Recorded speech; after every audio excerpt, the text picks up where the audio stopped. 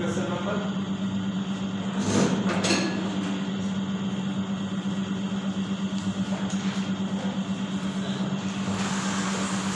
20 दिया था, question number 21 solve हो गया जी। इसमें कोई मसले हो तो कुछ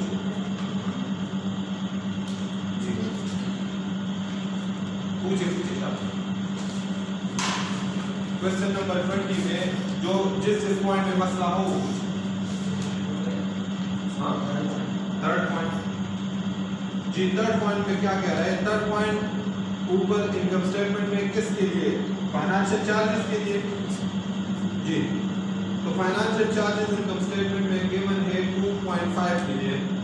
financial charges include ₹80,000 pertaining to a vehicle obtained on lease from a leasing company.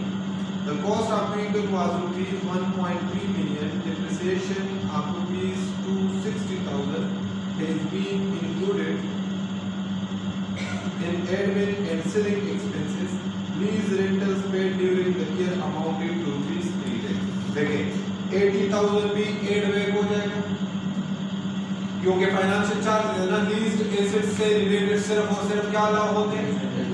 Lease rentals. 260,000 जो डिप्रिसिएशन है वो भी एड बैक हो जाएगा और लेस क्या कर दोगे? क्यों? कुछ बच्चे जो है ना लीज रेंटल्स को भी लेस नहीं करते, कहते ये तो लेस हो चुका है, ये फाइनेंशियल चार्जेस में इंक्लूडेड नहीं है। कल बताया था कि अकाउंटिंग वाले लीज रेंटल्स लेस नहीं करते, वो क्या लेस करते हैं? फाइनेंशियल। समझना ही बात को, हमने क्या लेस करना है? Lease rentals. हम लीज रेंटल्स लेस कर देंगे और बाकी जो फाइनेंशियल चार्जेस है 80,000 वो ऐड कर देंगे और डिप्रिसिएशन ऑन लीज्ड एसेट वो भी ऐड बैक कर देंगे और लेस क्या कर देंगे? Lease rental. क्लियर जी। और पूछे जो थोड़ा बहुत भी आपको होना कंफ्यूजन, आपने बेशक सॉल्यूशन देख लिया हो लेकिन आपको कंफ्यूजन है, आप इतने आए हुए हैं तो अपने कंफ्यूजन क्लियर करें। मुझे सॉल्यूशन का आंसर मैच नहीं चाहिए, आपके कॉन्सेप्ट्स क्लियर हो, ये बहुत जरूरी। फिगर्स आर नॉट इंपॉर्टेंट, ठीक है ना। वो तो आप एड बैक करते हुए भी आपसे गलती हो सकती है ना कैलकुलेशन में भी, तो वो इतनी इंपॉर्टेंट चीज नहीं है ना उनके इतने मार्क्स हो। समझ में आ रही बात? आपने कॉन्सेप्ट क्लियर करने जी।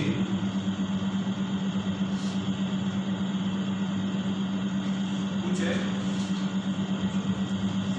नहीं?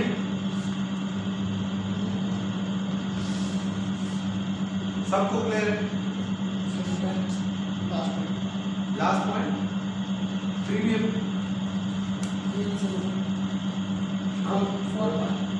Point number 4 other charges include. ऊपर जो इनकम स्टेटमेंट में अदर चार्जेस गिवन है 1.358,000, उसमें क्या शामिल है? Running and maintenance expense of vehicle amounting to ₹295,450। कह रहे हैं उसमें 2,95,450 रुपए किससे रिलेटेड है? कार से। Maintenance use of vehicle for personal purpose was approximately 20%। तो 20% इसका जितना हो वो क्या कर दोगे? ऐड बैक कर दोगे। 80% तो बिजनेस के लिए यूज हो रहा है, हाँ, तो वो रहने दे दोगे, वो ऑलरेडी शामिल है, लेकिन उन्होंने 100 शामिल किया है, हमने कितना लेस शामिल करना था? 80%। समझ में आ रही बात? तो 20% क्या कर दोगे? हाँ, ऐड बैक कर।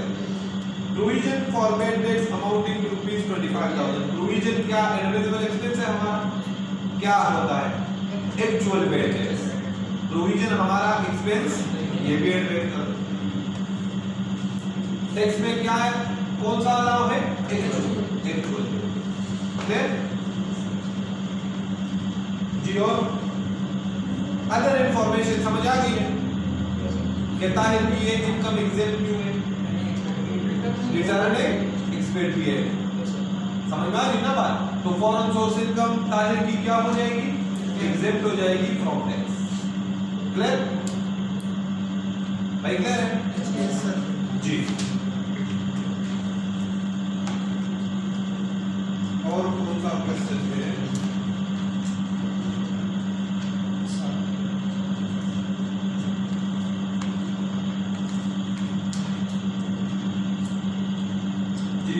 ये मुश्ताक वाला देखें, मुश्ताक वाला में पूरा सॉल्व नहीं कर रहा। क्वेश्चन नंबर 24, इसमें पेड डेट्स का एक कॉन्सेप्ट है ना, वो फार्मूला याद है पेड डेट्स वाला जो मैंने लिखवाया था?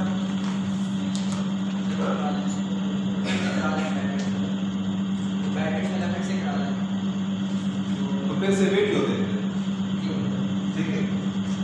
आजकल तो काम आसान है, आप वो वीडियो लेक्चर फिर से रिपीट कर दे एक बार, ठीक है? उसमें ज्यादा सोचना नहीं है, जो मैंने चीजें बताई है ना वो कॉन्सेप्चुअली मैं समझाऊंगा, आपको समझ नहीं आएगी, ठीक है? उसकी जरूरत नहीं है, जो मैंने फार्मूला बताया है उसके मुताबिक जहां जहां पे ट्रीटमेंट है, अगर आपका क्वेश्चन प्रॉफिट बिफोर टैक्स से स्टार्ट हो तो आपने कहां पे ट्रीटमेंट करना, और अगर आपका क्वेश्चन सेल से स्टार्ट हो, रेवेन्यू से स्टार्ट हो, तो फिर आपने क्या क्या ट्रीटमेंट करना है, वो दोनों चीजें मेरे वीडियो लेक्चर में बताई है, वो लाजमी जी। ये देखें प्रॉफिट बिफोर टैक्स से क्वेश्चन स्टार्ट हो रहा है, इसमें कि नहीं, इसमें देखें प्रॉफिट बिफोर टैक्स गिवन है, स्टार्ट में गिवन है, बिल्कुल देखें लिखा MPs profit and loss account shows profit before taxation of ₹1.8 billion, ये साफ कर दिया, ये इनकम फ्रॉम बिजनेस ना साफ कर दीजिए, ये भी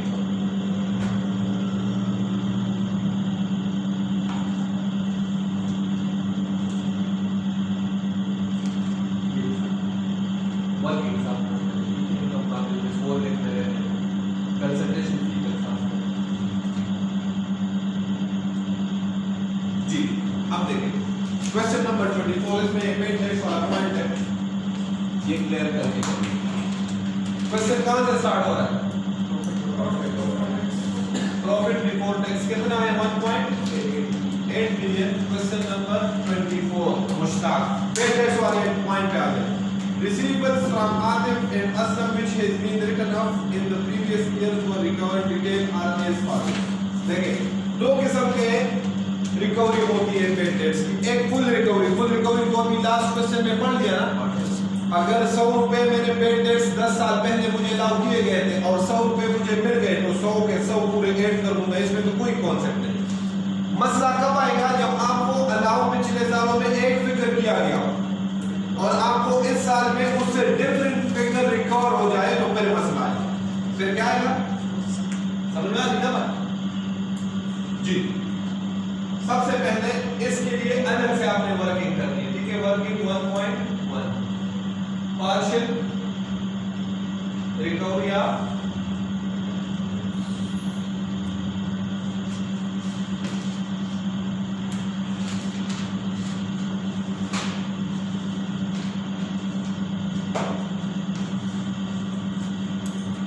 ठीक हो गया, partial recovery of bad debts, ठीक हो गया।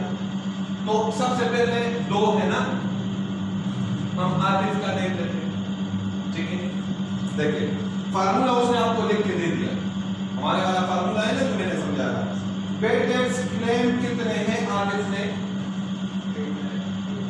पेड डेट्स क्लेम कितने?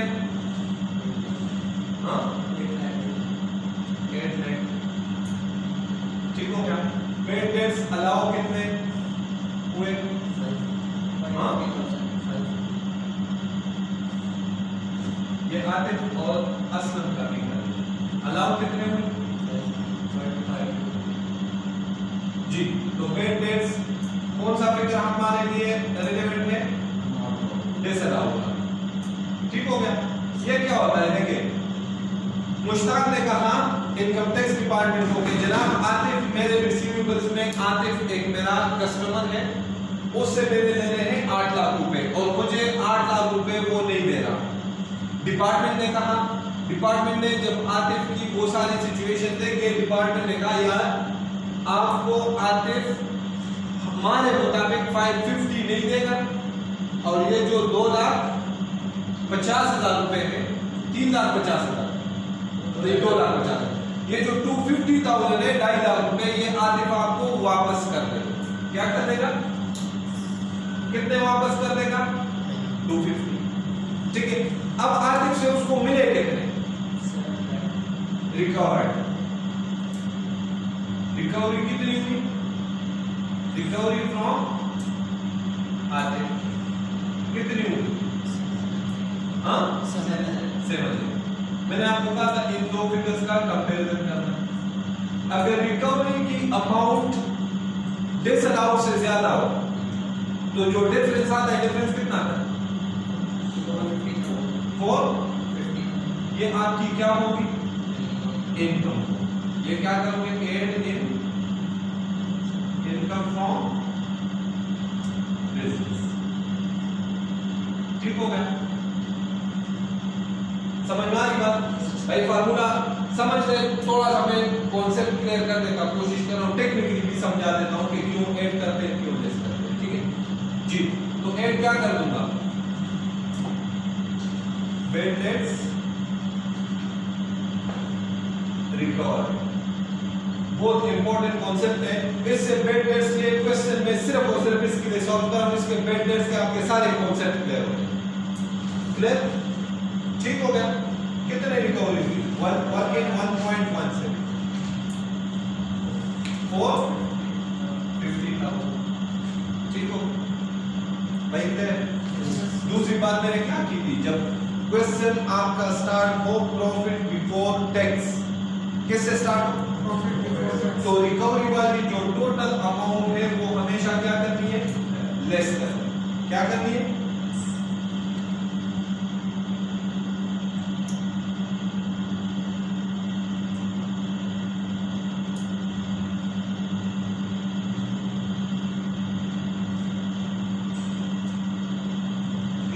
ये समझाता हूं कि ये क्यों लेस करते हैं। दूसरा असलम था। हाँ, असलम के क्लेम कितने किए थे? 12 लाख। अलाउ कितने हुए? 6,000। डिसअलाउ कितने बचे? 6 लाख। रिकवरी कितनी? हाँ 4 लाख। तो डिफरेंस कितना है? 2 लाख। कंपैरिजन करें, जो डिसअलाउड और रिकवरी वाली फिगर है उसमें ज्यादा कौन सा है? डिसअलाउड। तो अब क्या करेंगे? अगर ये ज्यादा हो तो जो डिफरेंस आ जाए वो क्या करेंगे? ऐड करेंगे। और अगर ये ज्यादा हो रिकवरी से तो फिर जो डिफरेंस आ जाए वो क्या करेंगे? कहां पे?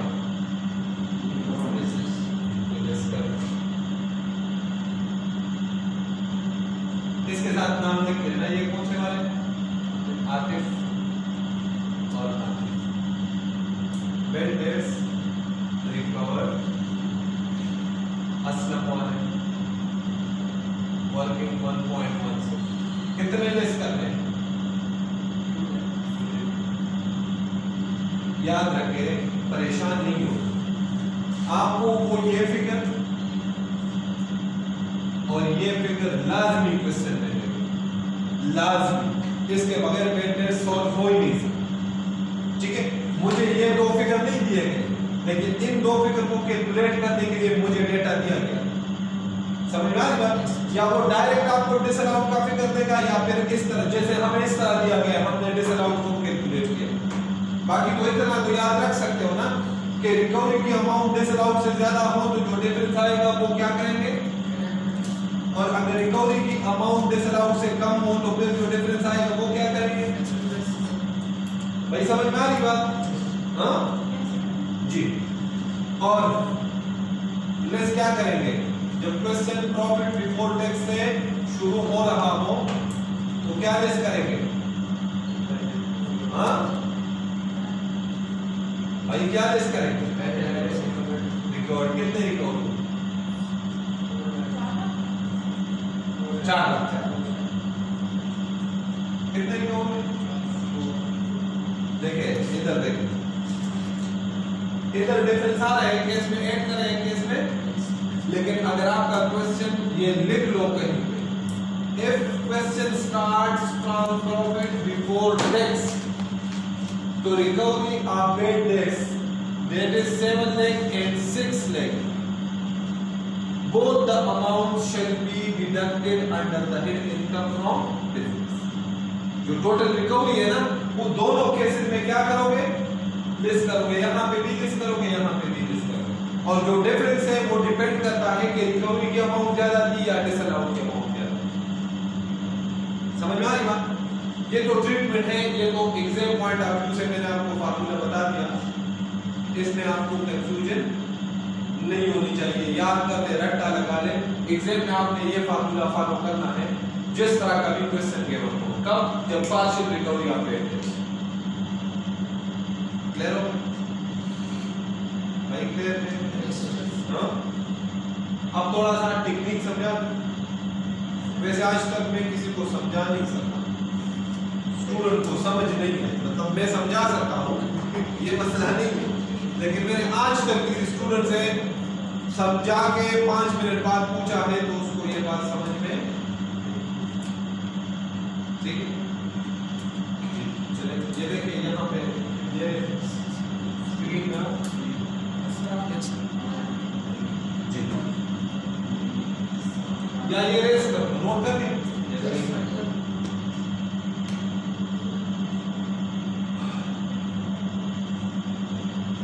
चलिए हम करें, नोट कर जी। ये तो हो गया। ये ट्रीटमेंट कब करनी है? पार्शियल रिकवरी हो। क्वेश्चन कहां से स्टार्ट हो? Profit before tax. अगर क्वेश्चन हमारा स्टार्ट हो सेल से या फिर रेवेन्यू से, मतलब अकाउंटिंग प्रॉफिट से हम स्टार्ट नहीं कर रहे, तो फिर हम दो ट्रीटमेंट करेंगे। एक सिर्फ और सिर्फ बेड डेट्स रिकवरी वर्किंग 1.1,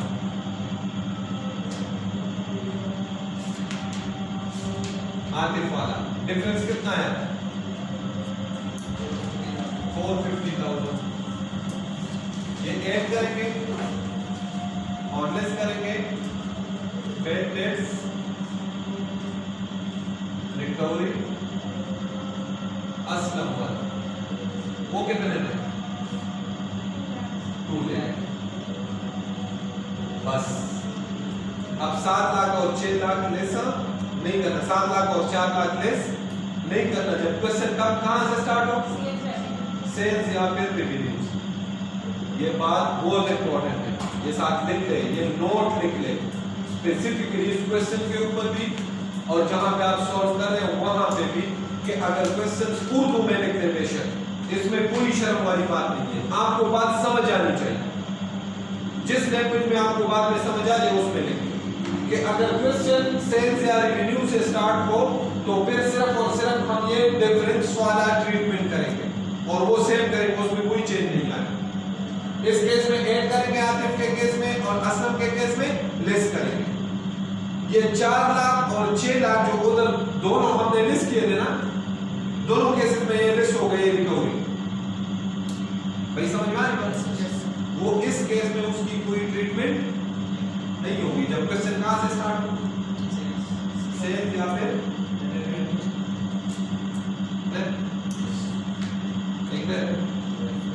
जी। अब मैं ये आपको समझाता हूं कि ये क्यों करते हैं जी। अब ये टेक्निकली हम देखते हैं कॉन्सेप्ट क्या है, ये क्यों होता है। इसके लिए मैं बहुत एक सिंपल सा एग्जांपल हम एज्यूम करते हैं। फॉर एग्जांपल मेरे पास है accounting profit and loss account, बाकी सब चीजें हम इग्नोर करते हैं, हमारे पास डेटा भी सेम है, और इसके लिए सारी assumptions प्रैक्टिकली ऐसे होता नहीं कि एक ही साल में अगर बेड डेट्स हो उसमें भी अकाउंटिंग प्रॉफिट और टैक्स प्रॉफिट सेम हो और सारी चीजें बाकी सेम हो। फॉर एग्जांपल अकाउंटिंग प्रॉफिट मुझे गिवन है और सेल्स उसने मुझे दिए हुए हैं कि अकाउंटिंग प्रॉफिट में सेल्स हमारी थी 500। बाकी सारी चीजों को हम इग्नोर करते हैं और हम कहते हैं कि बेड डेट्स जो थे प्रोविजंस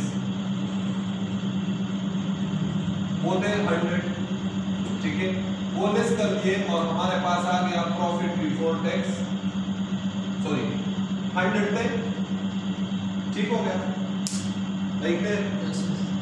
और रिकवरी हुई इस तरह का केस है, ये देखो बेड डेट्स क्लेम किए फॉर एग्जांपल 100 रुपीज। कितना क्लेम किया? और बेड डेट्स अलाउ किए गए टैक्स वाले को 80 रुपीज। तो डिसअलाउड कितना है? हाँ 20 रुपीज। रिकवरी हुई फॉर एग्जांपल 25 रुपीज। तो डिफरेंस कितना है? ये कहां पे ऐड करें? Income from tax. ये टैक्स की ट्रीटमेंट है ना भाई, ये टैक्स की है ना। टैक्स वाले कहते हैं ऐसे करना। समझ में आएगा? ये फार्मूला था ना ऊपर वाला, इस फार्मूले में कोई फर्क है? ये हमारे पास डेटा जी। इसने कितना लेस किया होगा? क्या अकाउंटिंग वाले के लिए ये प्रोविजन होते हैं ना, ये क्लेम जो कि प्रोविजन बनाते हैं ना, तो इसने अपने बुक्स में प्रोविजन बनाई थी 100 की। क्या अकाउंटिंग वाले में ये रूल है कि प्रोविजन लेस नहीं करोगे, हम बताएंगे? वो तो अकाउंटिंग में जितनी प्रोविजन बनाते हैं हम वो लेस कर देते हैं। तो प्रोविजन कितनी थी अकाउंटिंग में? 100 रुपीज। हमने लेस कर दिया, कितना बचा? अब रिकवरी कितनी हुई? हाँ 25। तो प्रॉफिट बिफोर टैक्स अकाउंटिंग में आपके पास क्या है? इसी तरह किया होगा ना अकाउंटिंग में। कोई उधर फार्मूला नहीं है, जो प्रोविजन है वो लेस करते हैं, जितनी रिकवरी आती है वो ऐड कर देते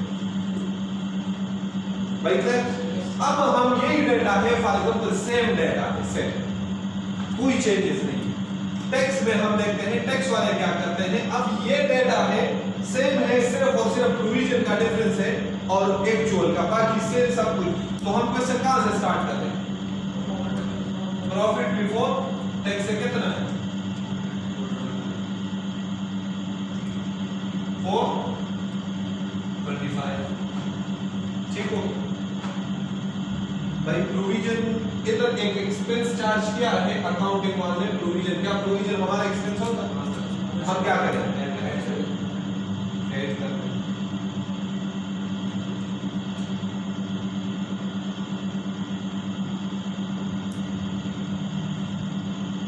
कितना है? 525।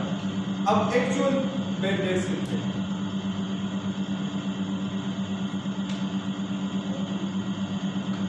हाँ जो मुझे अलाउ किए वो कितने?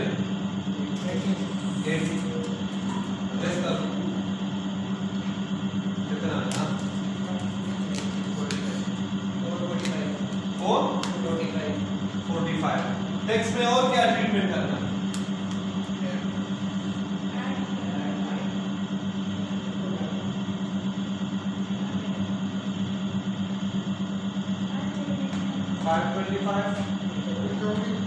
ये कितना आता है यहाँ? हाँ?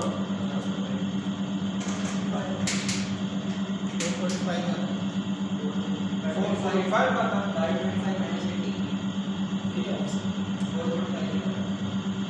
प्रोविजन ये वाला ठीक है?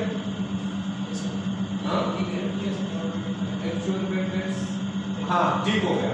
इसमें अब और क्या करना है? लेस करना है। क्वेश्चन कहां से स्टार्ट हो रहा है? तो कौन सा लेस करोगे? हाँ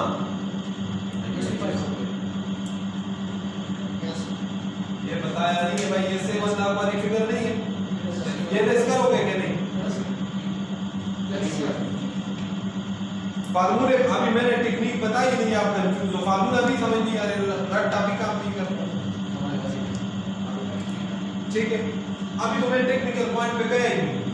कितना लेस किया? 25। और 8 कौन सा करोगे? जो डिफरेंस है।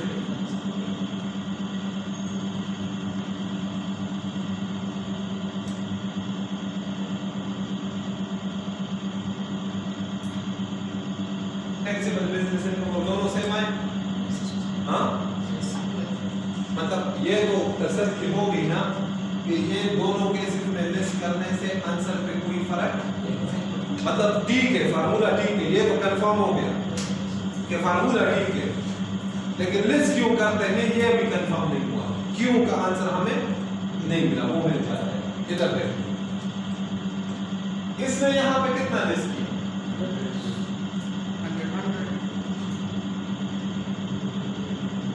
और इसके बदले टैक्स वाले को कितना लिस्ट करवाया,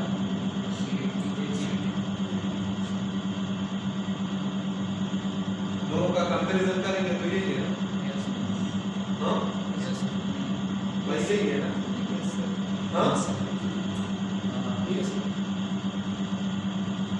मतलब सेम सेम। इन्होंने लिस्ट किया 100 रुपए और उसके बदले टैक्स वाले को हम आपस में मिलाने के लिए मैंने दोनों के ऊपर क्या लिख दिया, ए, कि इधर 100 लिस्ट किया गया है और इधर बहुत सोच समझ के मुझे आंसर करना।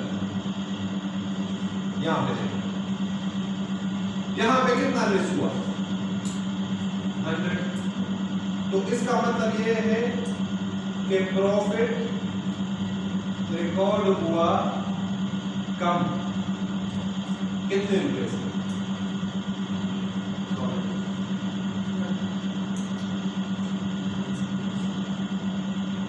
एक्सपेंस ज्यादा हो तो प्रॉफिट क्या होता है,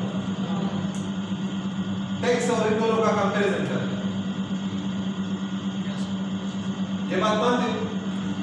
और इधर 80 रिकॉर्ड हुआ तो इसका मतलब है कि प्रॉफिट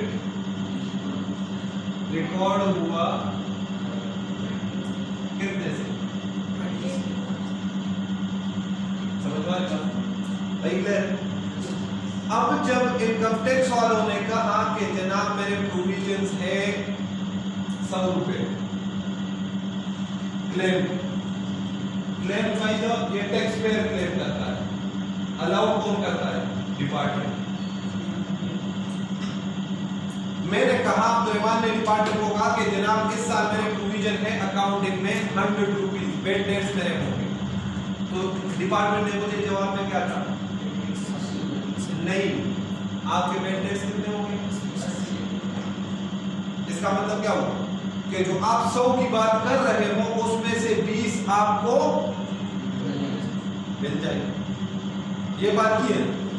तो उसने 20 मुझसे ऑलरेडी किसमें रिकॉर्ड करवाया, इनकम, कि भाई ये आपका इनकम है, ये आपको मिलेगा। प्रॉफिट की जगह अगर आप इसको करें इनकम, तो इनकम इससे थोड़ी सी लिंक वर्ड है ना, तो आपको समझ आएगा। उसने कहा नहीं अब्दुर्रहमान आप जो है क्या करो, अपनी इनकम कितने से ज्यादा रिकॉर्ड कर लो, वजह क्या आपको ये 20 रुपए वापस मिल जाए। ये बात मुझे कौन कर रहा है, डिपार्टमेंट, ठीक हो गया। मैंने प्यार की बात मान ली, मेरा दिल हो या ना हो, मैंने मानना तो पड़ेगा, मैंने मान लिया और मैंने ये 80 रुपए लिस्ट करके एफबीआर की बात यहां पे मान ली। 20 रुपए अपना इनकम रिकॉर्ड किया ना और 80 लिस्ट कर दी। अब सोचे आगे दो आसा चले जाए यहां तक, यहां एफबीआर की बात सच साबित हुई कि एफबीआर ने मुझे कितना कहा था, कितने मिल जाएंगे वापस, 20 और मिले मुझे कितने, 25। मुझे टोटल कितने मिले, 25 में ऑलरेडी एफबीआर मुझसे कितना रिकॉर्ड करवा चुका है, 20। बैलेंस कितना रहता है,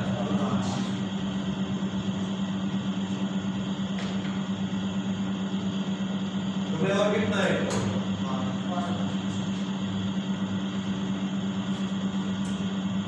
समझा नहीं बात, ये क्लियर हो गया। 5 क्यों ऐड करते हैं, हाँ क्लियर हो गया ना, 5 क्यों ऐड करते हैं, बिहार ने कहा था भाई आपको 20 वापस मिल जाएंगे, 20 की जगह कितने मिले, 25। तो 20 ऑलरेडी रिकॉर्ड कर चुका था और कितना रिकॉर्ड कर लिया, जो 20 से ऊपर जितना भी मिलेगा वो रिकॉर्ड कर, क्लियर। अब बात आ गई 25 के 25 लेस क्यों करते हैं, जो रिकवरी है दोनों केसेस में ये टोटल लेस क्यों करते हैं। इधर सुनिएगा, मेरा तो वो है ना, हाँ इसने इधर अपनी इनकम कितनी रिकॉर्ड की है, ये किसने की है, हाँ वालों ने, हाँ अकाउंटिंग वालों ने अपनी इनकम कितनी रिकॉर्ड की है पेड टैक्स रिकवरी में? 25। और टैक्स के मुताबिक मैंने कितने रिकॉर्ड किए? अब्दुलरहमान ने कितनी रिकॉर्ड किए टैक्स के मुताबिक? 25। किस तरह? 20 इधर रिकॉर्ड किए, इससे प्रॉफिट बढ़ा है, हाँ, और 5 यहां पे किए। टोटल इफेक्ट कितना है? 25 में रिकॉर्ड कर चुका हूं इनकम अपनी 2 स्टेप्स में कर चुका हूं ना। और अकाउंटिंग वालों ने अपनी इनकम कितनी रिकॉर्ड की है?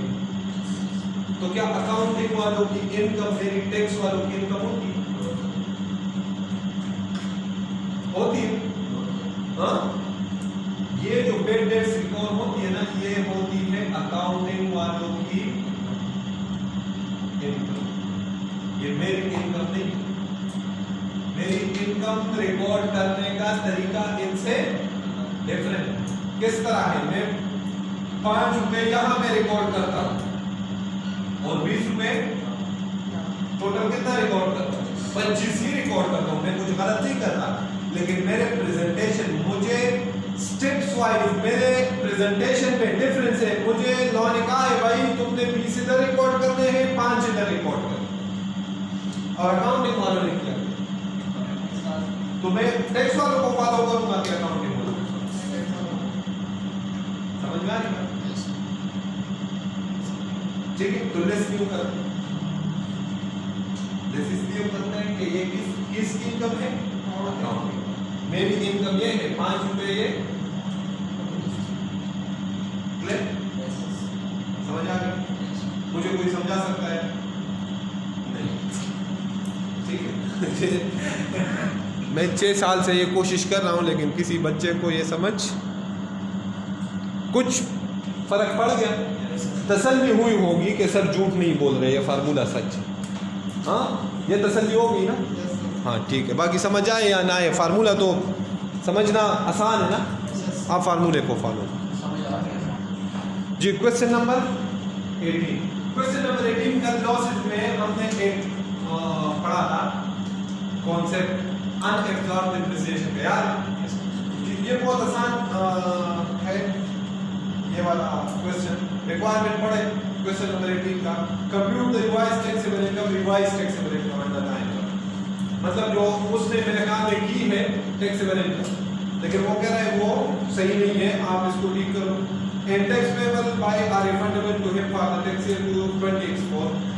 Briefly comment on treatment of the above items of expenses under line. देखिए, मैंने आपको बहुत बार ये कह चुका हूँ और अब फिर कह रहा हूँ, आप मेरे सामने बैठे हो जो सुन रहे हैं वीडियो लेक्चर्स में, वो भी ये बात सुन रहे हैं। रिक्वायरमेंट कम अज कम मिनिमम 2 टाइम का आपको पढ़ना चाहिए। ठीक है, अगर ये मैं आपको अंडरलाइन ना करवाता ना, तो अभी तक जो हमारा नॉर्मली वो हमसे मांग रहा था ना, जो आप यहाँ घर से करके गए होंगे, तो आपके माइंड में यही होगा ना, आप सारे सोच रहे होंगे अभी भी कि इन्होंने हमसे रिक्वायरमेंट मांगी है उन आइटम्स के बारे में कि उन पे कमेंट्स करो जो आप अपने कंप्यूटेशन में इंक्लूड नहीं कर। यही जो अभी तक हम कर रहे थे, यही माइंड में आ रहा है ना। इंसान जनरली नॉर्मली जो चीज ज्यादा सुनता है वो उसके माइंड में बैठ जाती है। समझ में आ रही बात? उसकी भी आपको मेहनत करने की जरूरत, लेकिन इधर उसने क्या कहा है ये देखिए, on the above items of expenses underline in your computation। उसने कहीं पे नहीं लिखा, जो आप अपने कंप्यूटेशन में इंक्लूड नहीं करे तो उस पे मुझे कहता है एक्सपेंसेस की जो लिस्ट है उन सब पे आप इंक्लूड कर रहे हो या नहीं कर रहे, सब पे मुझे नोट्स लिख दे। समझ में आ रही ना बात? तो ये बहुत इंपॉर्टेंट है। रिक्वायरमेंट पढ़ते हुए, क्वेश्चन पढ़ते हुए भी याद करें। Company is engaged in the business of manufacturing and repair of electric motors. His accountant has prepared the following tax computation for the tax year 2024. Sales of manufactured motors है, less cost of sales है, and admin excluding depreciation for the year है, income before depreciation है, less tax depreciation है, brought forward business loss है 2003 से 2023 से, total business loss taxable income है, computation of अगले पेज में है following expenses are included in the cost of sales in admin expense. Following expenses are include कौन से में? Cost of sales and administrative expenses में। तो इसका मतलब ये है ना कि हमें क्या करना चाहिए, हमें वर्किंग वन में क्या कैलकुलेट करना चाहिए? कॉस्ट ऑफ सेल्स एंड, क्योंकि एक से ज्यादा एडजस्टमेंट नहीं है ना भैया, बताओ ना। हाँ, ये कौन से वाले रिवाइज, ठीक है जी। केवल कितने हैं कॉस्ट ऑफ सेल्स है? क्वेश्चन में कितने केवल हैं? 45 मिलियन थाउजेंड नहीं, 33 मिलियन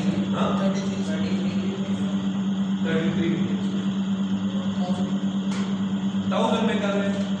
फिर इधर लिख ले रुपीज इन, और ये लाल भी ये भूल ना जाना, ठीक है ना, थाउजेंड में कर रहे हैं, ठीक हो गया।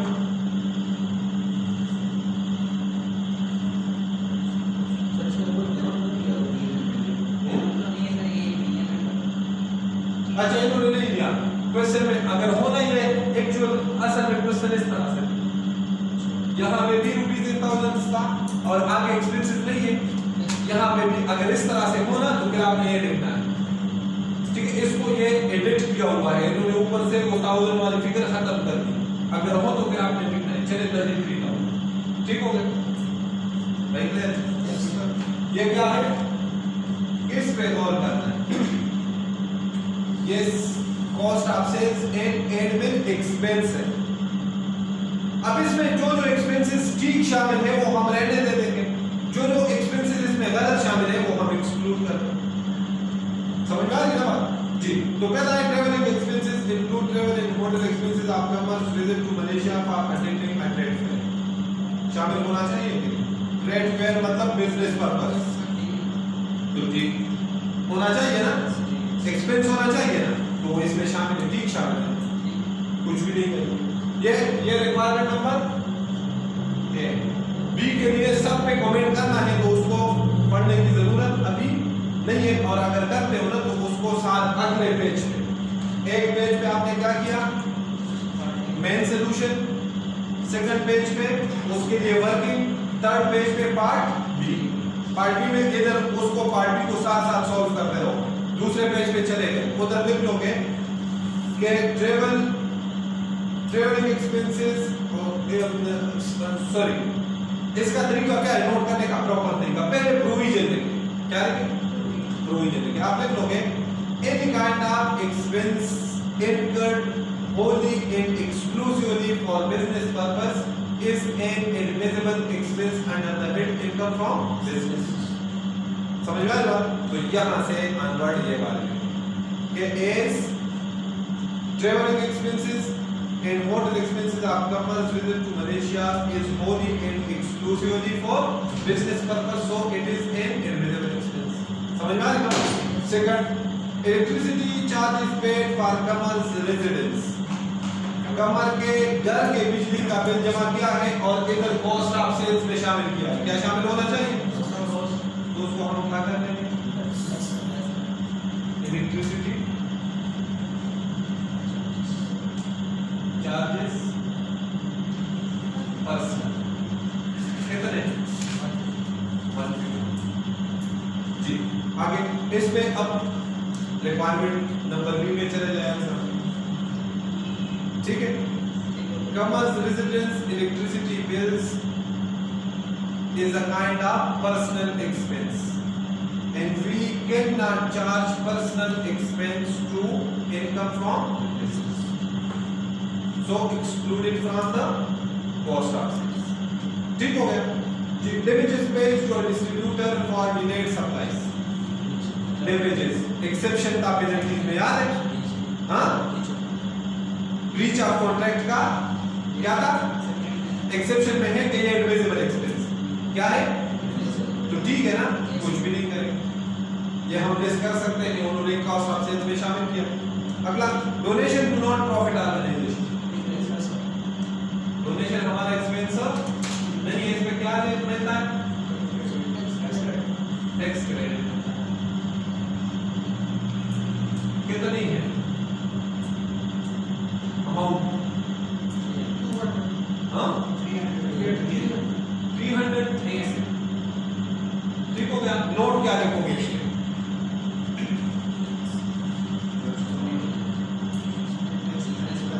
On donation to non-profit organization, we claim tax credit, average relief.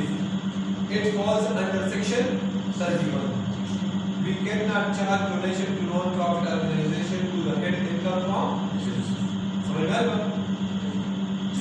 अगला, salary paid to Bari Boys Commerce Brothers, advance tax has been deducted from salary. Expense है कि नहीं? है? भाई है ना?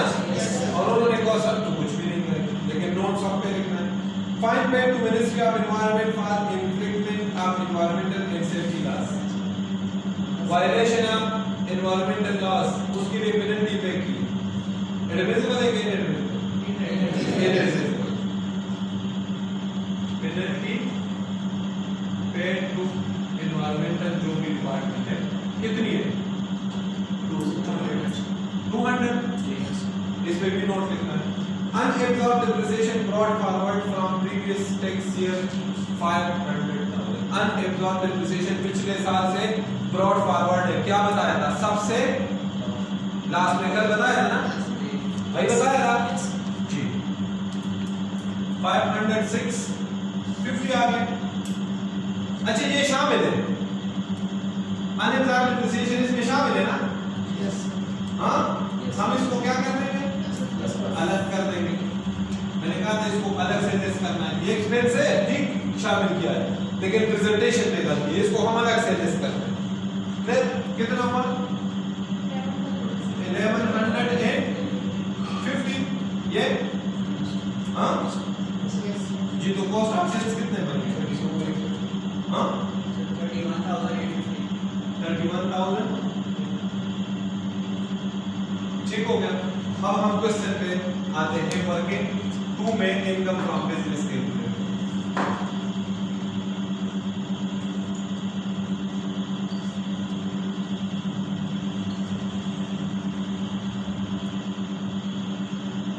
इनकम फ्रॉम बिजनेस सेल्स कितनी है? 45,000 जी। लेस कॉस्ट ऑफ सेल्स कहां से आया आपके पास? रिवाइज वर्किंग 1 से 31,850 लेस कर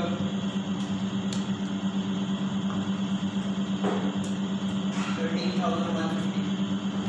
हाँ 13,150। ठीक हो गया।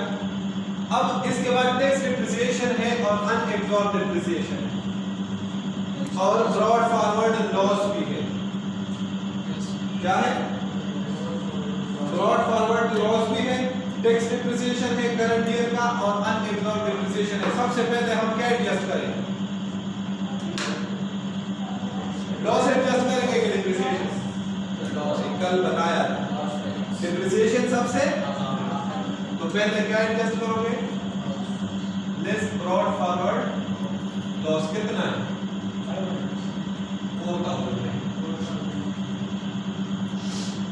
टोटल कितना था लॉस? ब्रैकेट में लिखा हुआ है इनकम स्टेटमेंट में, भाई लिखा हुआ है ना, brought forward business loss from tax year 2023 total business loss was ₹4,000। आगे 3,000 इसलिए एडजस्ट किया है कि इनकम 3,000 था, वो तो उसके मुताबिक था ना, हमारे पास तो 3,000 नहीं है, हमारे पास तो कितना है? उसने तो गलत किया है ना, हम ठीक कर रहे हैं। तो कितना एडजस्ट हुआ? तो कितना है? 9,100 क्लियर। अब इसमें हम क्या करेंगे? दिस अनएब्सॉर्ब्ड या टैक्स डिप्रिसिएशन, क्या करो? Tax depreciation. Tax depreciation current year का कितना है? हाँ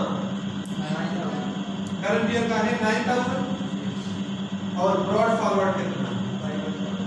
हाँ, ब्रॉड फॉरवर्ड टैक्स डिप्रिसिएशन वो कितना है? देखिए प्रेजेंटेशन देखिए, समझ में आ रही बात? दोनों को अलग अलग नहीं करना, दोनों को करंट ईयर का और पिछले सालों का क्लब करके कितना बन गया? अब इसमें एडजस्ट कर भाई, इनकम फ्रॉम बिजनेस कितना आया? हम क्या कैलकुलेट करें? 350 जो है, हाँ, इनकम फ्रॉम बिजनेस कितना आया? हाँ, लॉस नहीं आया ना, लॉस नहीं आया। यही चीज तो समझा रहा हूं भाई, लॉस आता तो यहां तक आता, ये अब कौन सी चीज बच गई? तो लॉस नहीं कहना इसको क्या करना है? कैरी फॉरवर्ड टैक्स डिप्रिसिएशन, क्योंकि टैक्स डिप्रिसिएशन एडजस्ट ना हुआ ना पूरा। 350 किस में रहा? तो tax depreciation carry forward. Clear भाई? क्लियर? हाँ, लॉस कहते हो आप तो कोई गलत नहीं है, क्योंकि आगे जाके इनकम फ्रॉम बिजनेस में ही इसने एडजस्ट हो। समझ में आ रहा? तो अब आप मेन क्वेश्चन में आ गए, इनकम फ्रॉम बिजनेस वर्किंग 1 से कितना आया? 0। तो टैक्सेबल इनकम कितना होगा? हाँ, 0। तो टैक्स लायबिलिटी कितनी होगी? 0। ठीक हो गया? तो कोई टैक्स क्रेडिट मिल सकता है? कोई है ही नहीं tax liability, tax credit. Carry forward tax depreciation कितना होगा? 350 नहीं? हाँ, ये आप समझ में आ रही है?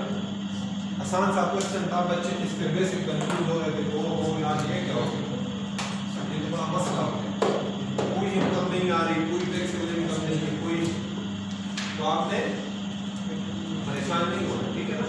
जब आपके कॉन्सेप्ट्स क्लियर हो गए।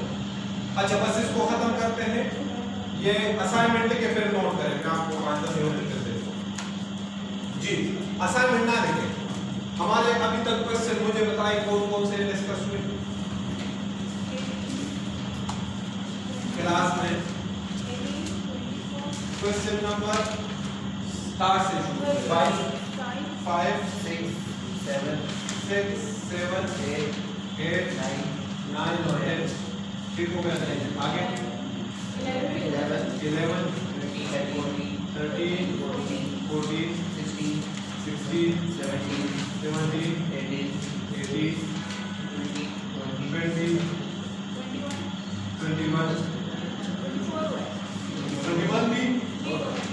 21 नहीं हुआ, 24 23 26 27 29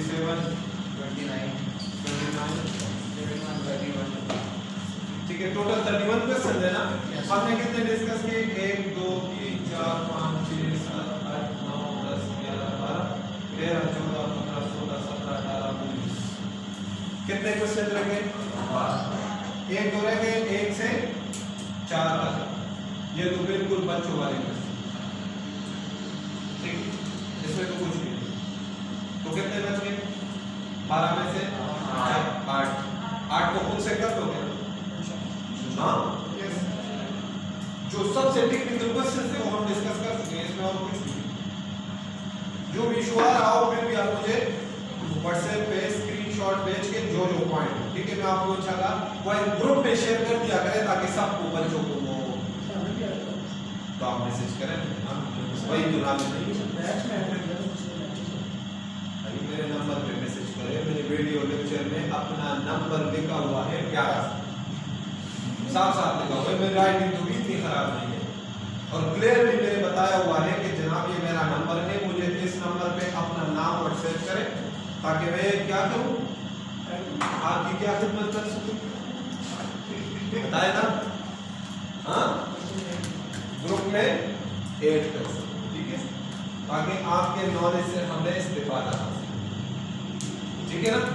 आप हमारे साथ अपने व्यूज शेयर करें, सही है? टीचर जो होता है ना, टीचर ये असल में स्टूडेंट होता है। यकीन करें आप हमसे इतना नहीं सीखते जितना हम आपसे सीखते हैं। समझ में आ रही बात? मुझे कोई बच्चा मिल जाए ना, वो क्वेश्चन पूछे टेक्निकल सा, तो फिर हम उस पर सोचते हैं कि यार ये बच्चा ये क्वेश्चन पूछ रहा है, तो फिर उसके साथ देखिए ट्रैक हमें वो बता देता है, उसके मुताबिक फिर हम बहुत सारे और क्वेश्चन माइंड में ले आते हैं कि बच्चा ये भी पूछ सकता है, ये भी पूछ सकता है। तो हम दोनों एक दूसरे के टीचर है, ठीक है? आप भी मुझे सिखा जी। ये नंबर लिख लें जिनके पास नहीं है, इसमें मुझे व्हाट्सएप करें 0317 333 6, ठीक हो गया? लेकिन सिर्फ व्हाट्सएप कॉल शामिल 12 बजे इधर आके 2 बजे कॉल करो। हाँ, जिसने कॉल करनी हो, ऐसा मसला हो तो आप मुझे मैसेज करेंगे कि सर मेरा इशू है, मैं कॉल पे डिस्कस कर सकता हूँ। मैं खुद आपको कॉल बैक करूँगा, एक दिन बाद हो, उसी दिन हो, घंटे बाद हो, उसी टाइम हो, मैं खुद आपको कॉल करूँगा, ठीक है जी? क्लियर हो गया? ये जो बाकी क्वेश्चन है ये अब आपके क्या है, ठीक है? चुप।